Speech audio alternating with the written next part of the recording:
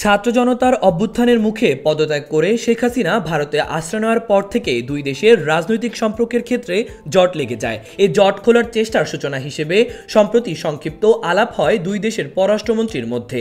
এরপর এবার ঢাকা সফরে আসছেন ভারতের পররাষ্ট্র সচিব বিক্রম মিশ্রি। ঢাকা ও দিল্লির কূটনৈতিক সূত্রের তথ্য অনুযায়ী আগামী ডিসেম্বরের মাঝামাঝি তার সফরটি হতে পারে। এখন সফরের দিনক্ষণ ঠিক করা নিয়ে দুই পক্ষে কথা হচ্ছে।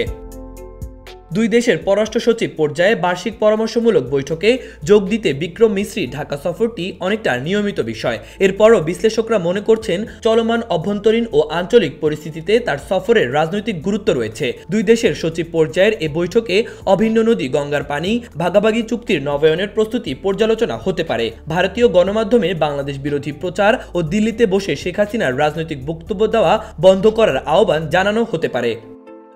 এছাড়া শেখ হাসিনাকে দেশে বিচারের জন্য ফেরানো, সীমান্তে বিএসএফ দ্বারা বাংলাদেশের নাগরিক হত্যা বন্ধে দেশটির সর্বোচ্চ পর্যায়ের অঙ্গীকার বাস্তবায়ন, ভারত থেকে নিত্যপণ্য আমদানি ও বাংলাদেশ থেকে দেশটিতে রপ্তানির নানা বাধা সরানো সহ বিভিন্ন বিষয়ে বাংলাদেশ জোর দিতে পারে।